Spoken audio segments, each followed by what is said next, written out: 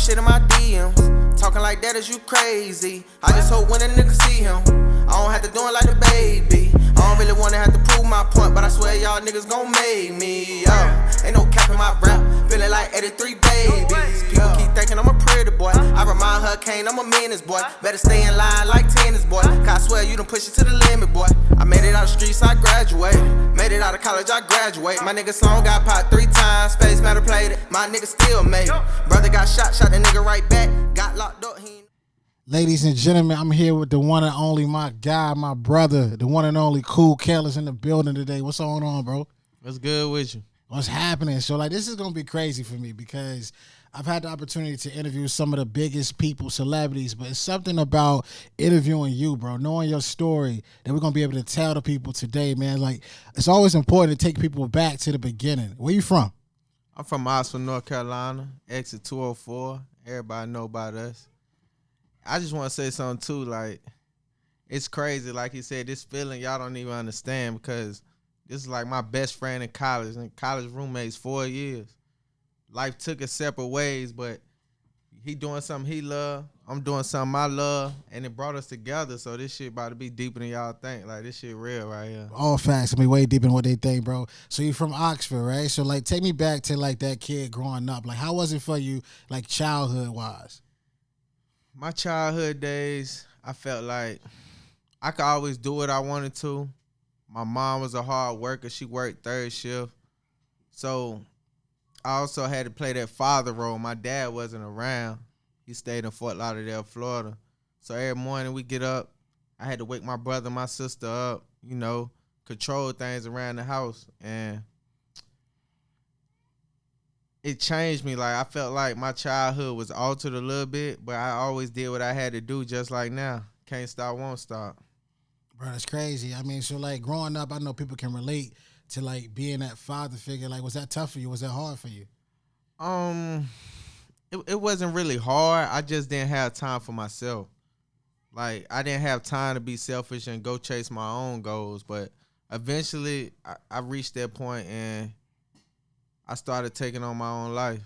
That's crazy. So I can imagine, right? You're in this small town, right? It's probably a whole bunch of trouble in Oxford, right? Like, what was it like? What was the city like? Was the city like somewhere where you felt like, you know what, I'm gonna go have all these educational dreams, or was it more the hooper mentality? Like, what was Oxford like? Growing up in Oxford, in my era, was all about hooping. We all thought we was the best baller out there, you know.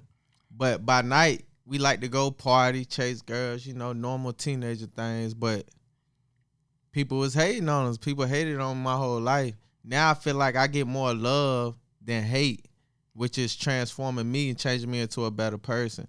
I can recall me, my homeboys, Sloan, Salik, Jaquez, Mookie, my brother Charm, whenever they could come out because they was younger than us, wherever we go, we take over.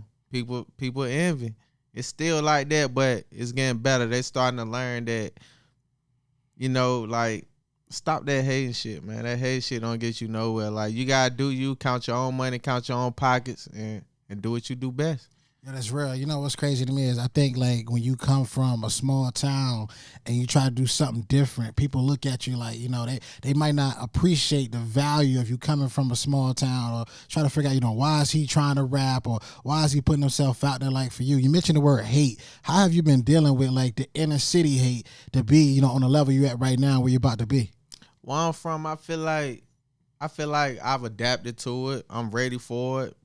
And I only feel like I'm ready for it because everybody from where we from hates. Like, majority of the people, it's like product of your environment. Like, you learn it. Like, they learn it from their pops, the hate. My pops was never around. I never been a hater, but I'm just speaking in general. If your pop's a hater and you growing up as a child, you gonna hate when you get older. That's your, you know, it's in you like that. You know what I'm saying? But I feel like having that from my own city, I can be prepared for whatever when I go out of here, when I blow, when I take off.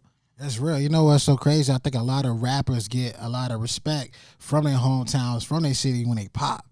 And then when they come back, like, let's say, you know what I'm saying, you come back into your city after you done hit billboards, all these different charts, there's people who, you know, say, I grew up with that kid, or, you know, I know a little bit about him. For you, like, do you feel like there's people right now watching you, waiting for you to pop? I know it is. Like my inbox, my DMs, Instagram, Snapchat, Facebook, like it's full of people saying how proud they are of me. And I wish, I mean, if these people said it under my comments, it'd be different. I mean, they want to be private with it in my messages, but you know, you want to show me real love. I feel like you need to drop it for the world to see. You know what I'm saying? That's don't real. don't do it discretionary behind the scenes, because now I feel like you searching for your spot. You know what I'm saying? Yeah. You trying to show that love on the side. Like, I fuck with you when you make it. Don't forget about me. Nah, say it to the world. I ain't gonna forget about nobody who loyal to me. Nobody who held me down. Nobody who been there. I ain't gonna forget about nobody who ain't been there. The same time, it worked both ways. That's real. Like, so like you grow up, right? You mentioned hooping, right? So take me through like middle school. I want like to know the journey of Kewl Kell, right? Like, take me through, like, you're going through middle school, hooping you thought was your way out, right? So what was the position you was playing that gave you that, you know, that idea that was going to be your life? When I was in middle school, I had no friends. I gained one friend in middle school. His name's Jerry Henderson, Big Sloan. All y'all know that. And the way we gained each other's friendship is odd, because we had the whole school had like a couple bullies. And we played ball, so we was on a basketball team, and that bully played too. So we made this pact that if that bully ever come this way, we gonna jump him. You know what I'm saying? we been homeboys ever since. Even though the bully didn't even try us, I mean, that's just the way we proceeded. We watched him take things for so many people. We just felt like he ain't taking none from us. So when he come, we gonna hold it down, because we know how he is. We've been best friends ever since. That's crazy. So you guys was prepared for the fight.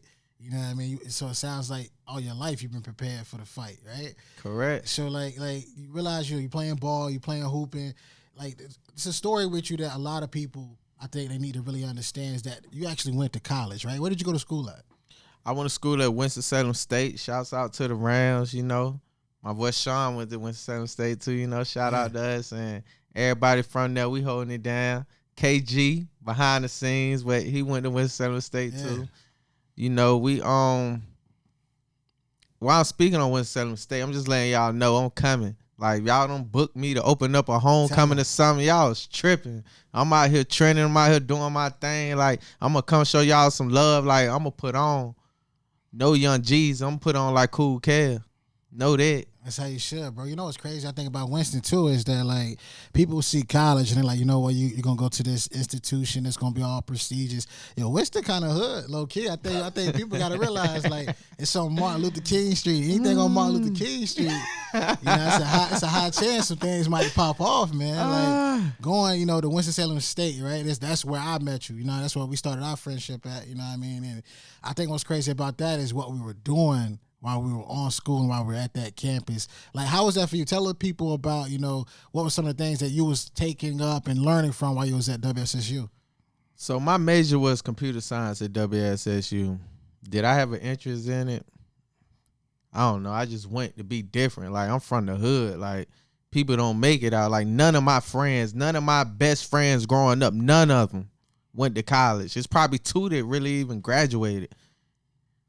And so just to get to that scale and be able to grow in the world, like, that meant a lot to me. And people don't even understand that. People don't understand the journey. But going to college also made me realize the streets ain't so gangster. Going to college, that's a whole different ball game. Let me tell y'all, like, when you grow up from the streets, you got all your friends, all your boys. Whenever somebody roll on you or act a fool, like, they got your back. You there, you fighting. Like, you in the game. You go to college, your back against the wall, you by yourself. Ain't nobody right there. Everybody at college all came from somewhere else. Like, they don't know you growing up. They ain't about to risk their life for you. They don't know you. And just to speak on that, like, I was in a crazy situation once. Me and Shawn, those who know him from college, is Pope Legend. All facts, no cap. We used to party promote, so we always been hustlers. We learned how to make money young. So in college, we threw parties. That's how we made our money. That's how we paid our rent. That's how we bought the things we bought. That's how we did the things we like to do. And we threw this one party at this club called Elixir. After the party, we walk out with about 6 bands. Crazy. We had this crazy group called LLK. I'm talking about the baddest girls in the school. Shouts out to Barbie, Vanity, You know, Cheyenne, Kiara, you know, Official Cassidy, that's where y'all know her by now.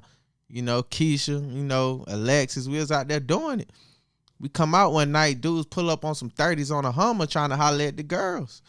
You know, they ain't our girls, we ain't tripping. But at the same time, they pressed reverse and the girls ran and hopped in the car. The dudes came out. One hopped out the passenger with a ratchet in his hand. I'm like, yo, what's about to happen?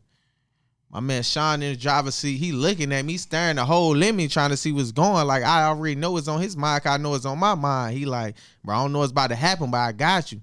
He popped the trunk, threw the bands in the trunk. Old buddy hopped out with the pistol.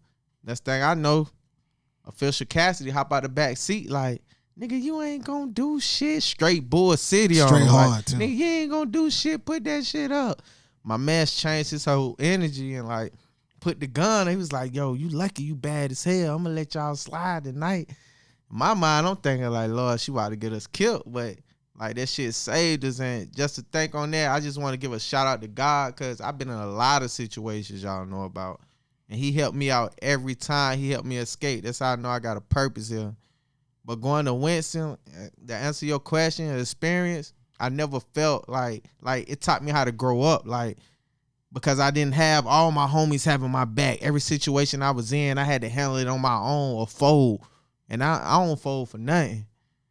So I had to do what I had to do to get what I had to get done. And it got me to where I am today. Yeah, I'm gonna pause you there, bro, because I think a lot of people don't realize that. I think Official Cassidy, if you watching this right now, yo, to this day, I don't think nobody ever went as hard as a female. Like, in my life, I ain't never seen a female go that hard with a gun to her face, man. So shout out to Durham. They definitely bred like that. I'm telling you. It's all facts. You know, a part of that story too that I think people don't know is that the next day we was at the club. I don't think we were inside the club. I think we were actually like getting ready to walk in the club, right? So a guy comes around the corner, grabs my arm, looks at me and says, bro, I apologize. We ain't know that was y'all.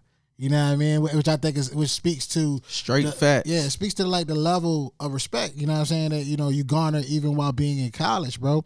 And I think you touched on something that people need to realize is that college sometimes when you go there, it's not like you taking the route of not being hood or, you know, being well protected, bro. It's really a battle out there, right?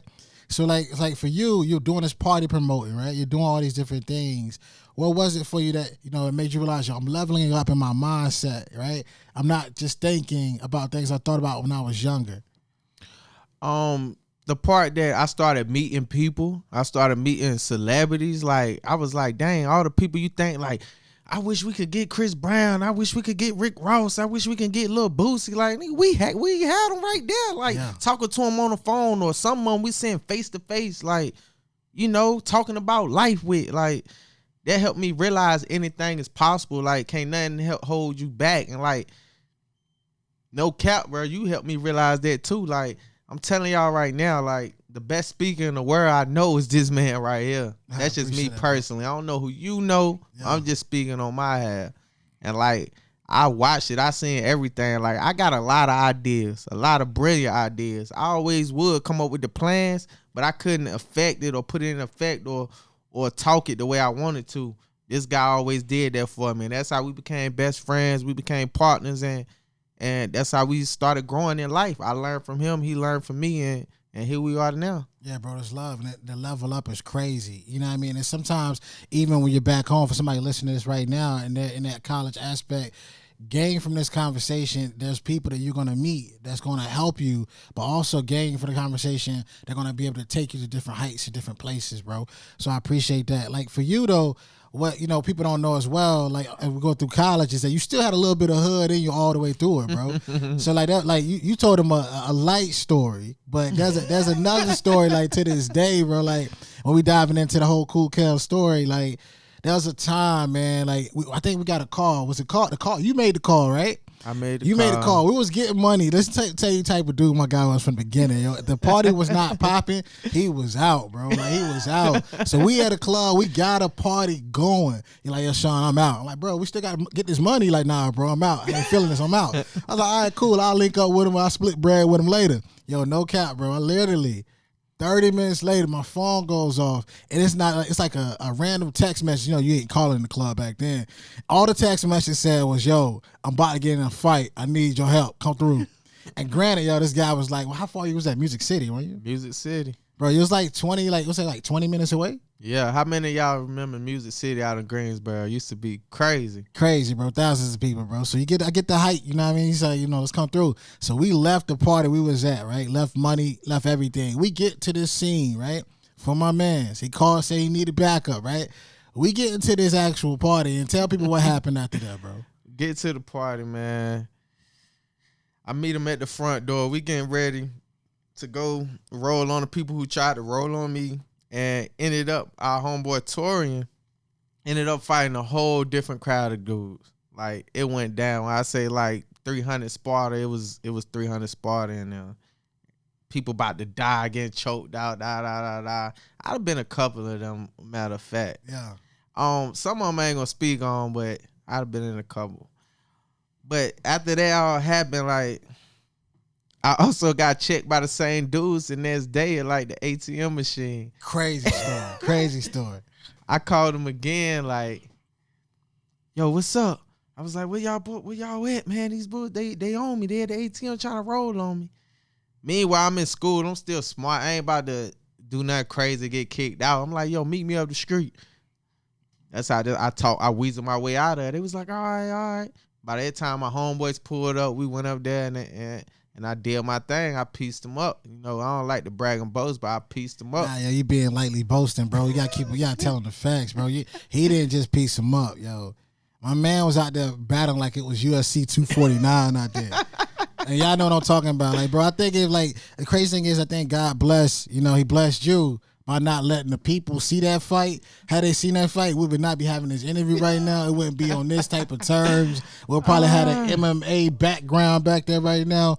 That's the type of level my man was on, man, bro. So where'd you get that mentality from back in the day? Like I said, I grew up, I had to protect my brothers and my sisters, so I always had a mentality, like, I go hard, like, can't nothing happen to me, and they won't see nothing happen to me, so I gotta hold it down however. And it's crazy because my brother grew up watching it, and it made him want to do it more, made him want to be in it more, like, which he got into it. But my brother was talented in ball. He had scholarship offers from VTech, out there balling.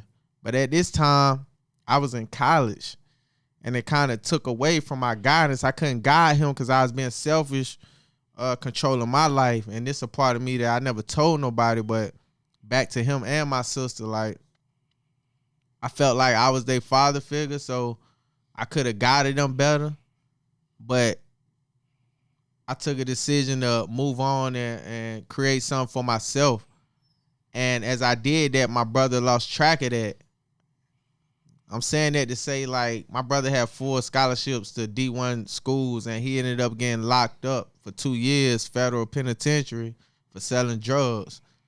And I wasn't there to guide him through that. Like, I couldn't keep him away from it. Like, I didn't know what he was doing. Meanwhile, I'm in college trying to survive, going through these stories we just told you about. He was the last thing on my mind. But at the same time, I felt like if I was there, my life still could have been different. And I tell him to this day, like, just because you didn't make it in ball, let me tell you one thing, man. A star is a star.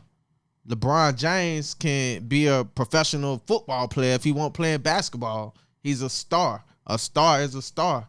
Allen Iverson, Michael Vick, all these people could have played multiple sports or did other things and still been great. And I keep trying to preach that to him now, letting him know he could still be great. But now I feel like I got a debt to owe because I wasn't there and they took the wrong path. Now I got to put on for everybody.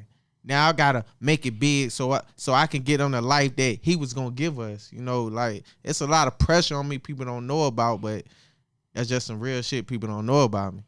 Yeah, that shit was deep and that shit was real. I think, like, looking back at that moment, like, what was your biggest thought? You know what I mean? You get the call, your brother gets locked up. What was the first thought in your head?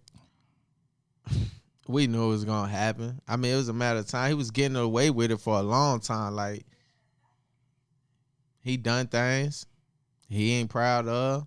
He done things he is proud of. And we just had to hold it down for them. Like, y'all don't understand. Like, people don't understand that struggle. Like, it ain't just talking to him on the phone. Like, you got to pay for lawyers.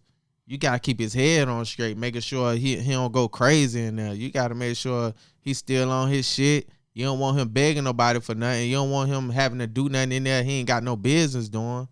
And you ain't want people jumping on him. So, the same time you telling him stay out the way, you telling him don't let nobody fuck with you. You know what I'm saying? Like, I've never experienced jail, and hopefully I never have to experience it. But from the stories, from my niggas, from my brother, like, I hope nobody got to experience that. Like, it's enough out here for everybody to eat. I just want everybody to continue to grow. And, like, I feel like I'm a hood idol because I come from there. And I still excel in different ways. And I want those to know that I came from there. Like, you can do the same thing. And this new album that I got called Lost My Cool, like, it's me getting all the fire out. Like, everything that I've been through. Like, a lot of that stuff, I don't feel like I'm living it now, but I've been through it. I've done it. And if it has to happen again, I still will do it. But I just wanted to get that part of me out so y'all can hear that part of me before I transform into this whole different monster I'm about to show y'all. That's real, bro. Let's get to the music, right? We realized balling wasn't gonna happen. You go off to college, right? You get all these party promoting skills. You network with people. You start to meet celebrities. Like, where was it that music started to play a factor in what you were about to do? I always used to write music, do little stuff around the house growing up. My mom boyfriends, my brother, my sisters, all of them could tell you that. But I never really took it serious because I was just so worried about other things. And I got to a point in my life where I graduated college. I did this. I did that. Like, damn, I'm still not happy. Like, what do I do that makes me happy for free? And I'm like, shit, I write music. Like, I make music for free. Like, it makes me happy. So that's what I want to do. Like, that's what I should be doing to get paid. And that goes for anybody out there with a dream, whether you draw, whether you write, whether you surf, whatever it is that makes you happy that you do for free. That's what you need to try to make a life out of. Know that. That's real, bro. I think whatever you do the best with the least amount of effort, I think by far go for it, right? Like, the name Kewl Kell. Where in the world did that come from, bro? Like, what is that? What the idea? Like, why Kewl Kell? So the name Kewl Kell, it comes from me wearing shades all the time. Like, in the nighttime, daytime, it don't even matter. Like, I just used to love wearing shades. Like, it put me in the zone. When I put them on, I don't see nobody else. I don't care where I'm at. It could be 1,000 people looking at me, but I'm only seeing what's coming out of my lenses. And I used to wear them so much, people, every time they see me, they be like, you a cool motherfucker, Kell. Damn, Kell, you cool as hell. You the coolest guy I know. So I went through a lot of different crazy rap names, but I was like, everybody called me cool. I'm going to stick with Kewl Kell. I'm going to stick with something that just comes naturally. So that's where Kewl Kell came from. Yo, that's real, bro. You were always wearing them shades, bro. I don't care what club it was at. It could be Jabs. It could be Epic. I mean, you can name it. My man had the shades on, so all facts there. Like, for you with this music thing, right? Mm-hmm. Who are some of the people that you look up to that you're like, you know what, I might want to collab with them, right? It might be cool to have them on a song. Like, who's that inspiration for you right now in music? Growing up, it was Drake. I was a huge Drake fan, but I still want to do tracks with Drake. I mean, he's incredible. He made different type of music, but his background different than mine. Right now, I think somebody with similar backgrounds might be Da Baby or Lil Baby. Like, shouts out to them. Like, they killing the game right now. Like I really look forward to working with them. Like, hopping on the track and y'all like, damn, they gonna eat Kell up on the track. Like, you gonna see me rise to the occasion, and that's what I do. If I ever hop on the track with one of them, you gonna hear me go the hardest I ever went. Just know that. Shouts out to them. But I also feel like NC got a lot of artists right now. Like. You know, you went from New York to Cali to Atlanta and da-da-da. Like, I feel like NC next. Like, we coming. My city alone got 4 to 5 artists Who's some of them artists, it's bro? crazy. Like you got Slime Fool. He trending now. You got Zico Shine. Shout out to Zeke, man. Free Zeke. Like, he really took it to a whole different platform before we even started doing what we doing now. But shout out to Zeke, man. We got Peso Poppy, 204. You know what I'm saying? Like 204 baby. Like we out here. And on my album, you gonna hear my brother a little bit too, Boosie son. Like he nice. I'm trying to put that drive in him to get him here and take it to the next level. Like he was supposed to be here at this interview, like right now. Yeah. He ain't here. Like I'm gonna get him focused though. Just know that. Like, and I want all y'all youngins out there that's watching me who want to be something. Like when I get there, like I'm gonna put all y'all on if that's what y'all want to do. If y'all want to rap, y'all want to do what? Like I'm gonna take you there. I'm gonna push you though. So don't take me wrong, cause I'm gonna push you, but I'm gonna take you there. That's real, bro. Like what do you feel like is some of like your favorite tracks, right? If we were to line it up, right? You say, you know what? This one's for radio. This one's for getting ready to go to the club. Like, what's some of your favorite tracks we can expect on this new album? Some of my favorite tracks, man. I think my favorite is called My Time. Like, it's some smooth shit just gonna ride through. Like, it ain't no rah-da-rah. We shooting them up, bang, bang, da-da-da. But it's just letting you know, like, it's my time. Like, I feel it, man. Like, when I created this song, I reached new heights in music. Like, I never created a song like this before. So, it means so much more to me. To the club song, I got this track called Out My Mind. And it's crazy because in the song, I talk about, like, popping a perk or whatever. First of all, let me get this straight.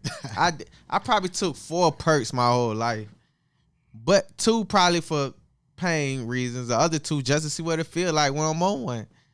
And when I made it, like, I was in the zone. And you going to hear my story and how I'm describing how I am in the club. And you going to feel it like, that's exactly how I feel when I'm on a perk. And that's how that one go. I also got songs like called Mr. Big Shot. That's one of my favorites. Like, I'm growing up, man. My kids watching me. My son, I got a son. My nephews, I say kids because they always around. And they inspire me even more. They tell me how good I am. They tell me if they don't like a song. They tell me if they do like this one. They tell me what videos to do next. Like, y'all don't understand. These kids got true minds. Like, they tell you everything you need to know versus that yes man who just goes like, yeah, that's it. No, I don't want him. I want the truth every time. You know what I'm saying? But those are some of my favorite tracks on the tape. That's real, man. And like, what's the date on that? So people that listen right now, you know, they're trying to figure what's the date I can start downloading this thing. My tape Lost My Cool. It drops on 5/29.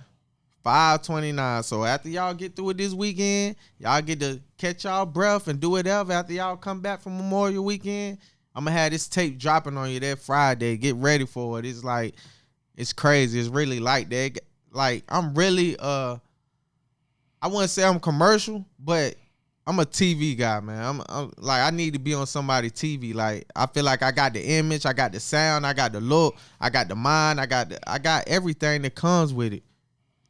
Oh, thanks. And I could put people on, I could teach people. Like, I'm big on motivation. And I feel like just showing them that this possible from where we come from, and y'all know we come from the same era, it's gonna inspire other people to do it. It's going to inspire other people to be better. It's going to inspire other people to do more. I just want to give back and put on for my family. Like, I don't want all this for me. I just want to be able to give back to my family, give my brother, my sister the lives they could have had and really still give it to them. It ain't no coulda. I'm going to give it to them. My son told me he want 100 TVs in the house. I'm like, what? He never seen MTV Cribs. He want 100 TVs.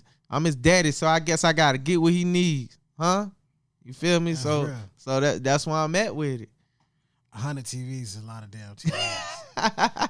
You know what I mean? So, yo, shout out to your son for thinking that big and that colossal, bro. Like right now, right? If you were to give your best advice to somebody coming up in the music industry, wanting to stand out, what would be your words for that? My best advice, never drop your head. A lot of people, they're not gonna hear you. You're going to be trying to tell them over and over, I'm this, I'm that, I'm hot, I'm that, check this out, pull up, do this. They're not going to hear you until you put that work in. You show them you got 10 videos or mixtapes out or 30 songs. Like, you got to put in that work. Like, when they look up your name, they don't want to see one song. They want to see the work you done put in. And you got to start from ground zero. But if you know that's what you really want to do in your heart, There's nobody that can tell you you're not. You keep pushing, and eventually they gonna hear you.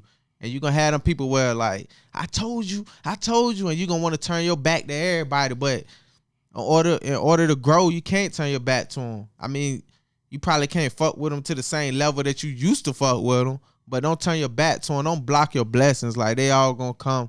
By far, being yourself is what's going to continue to stand out, right? So many rappers, right? They're in the point of acting, right? They're out here Tekashi 6ix9ine, and right, they're out here doing wild things. For you, how important is it to stay true to your element, stay true to your backing, your background, and the way you came up? You have to stay true to yourself because that's the only way you're gonna pop. You're gonna pop staying true to yourself because those who know you, and when you out there capping, you ain't gonna spread because they're gonna be like, oh, this nigga lying. No, he ain't built like that. We know him back from 5th grade. We used to put his head in the toilet or some shit. You know what I'm saying? Like, you always gonna have them people.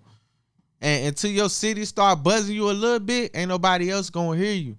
And if you giving them false stories, false allegations, like, they ain't gonna rock with you. So if it never starts from the root, you ain't gonna spread. Like, the branch is not gonna spread. You gotta start from the root. They gotta know who you are.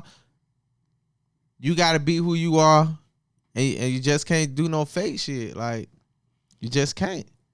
You gotta stay real to yourself, man. If you do anything else, you gotta stay real to yourself. Bro, I appreciate you. Let's make sure the people know, when can we catch this album? When can we catch it dropping? And what's the name of it? Kewl Kell, Lost My Cool, dropping 5/29.